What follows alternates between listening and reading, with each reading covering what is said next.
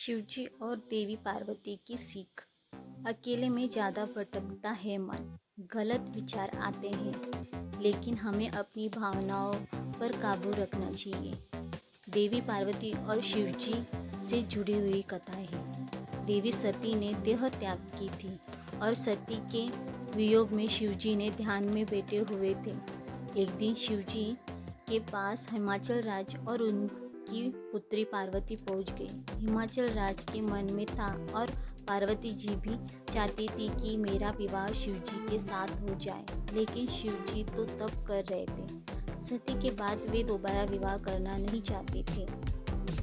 आप यहाँ तप कर रहे हैं, यहाँ आपका ध्यान रखने वाला कोई नहीं है। मैं चाहता हूँ कि मेरी पुत्री पार्वती रहकर सेवा करे। पर्वतराज हिमालय राज ने शिवजी से कहा, मुझे इस बात की ज़रूरत नहीं है। महिला की वजह से ध्यान वैराग्य तप बिगड़ जाता है। अगर एकांत में महिला रहेगी तो मेरा तप भंग हो सकता है, इसलिए आप मुझे क्षमा करें और अपनी पुत्री को यहाँ से ले जाए।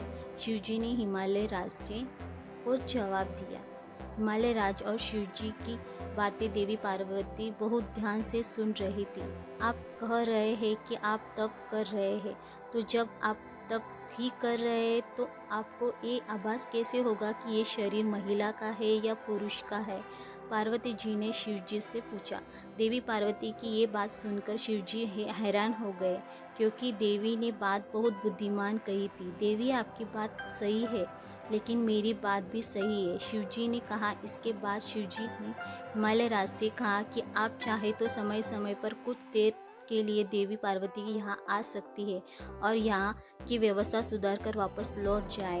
और शिवजी और पार्वती जी की सीख। इस कथा में शिवजी और पार्वती जी ने संदेश दिया है कि हमें अकेलेपन में अपनी भावनाओं पर नियंत्रित रखना चाहिए। अकेलेपन में ही व्यक्ति की भावनाएं गलत दिशा में भटकती है, बुरे विचार जाते हैं। इसलिए एकांत में भावनाओं पर नियंत्रित रखें। जो लोग पूजा पाठ तप और ध्यान करते हैं, उन्हें पूरी तरह एकाग्रता के साथ डूबकर ये काम करना चाहिए, तभी मन गलत दिशा में नहीं भटके। Thank you.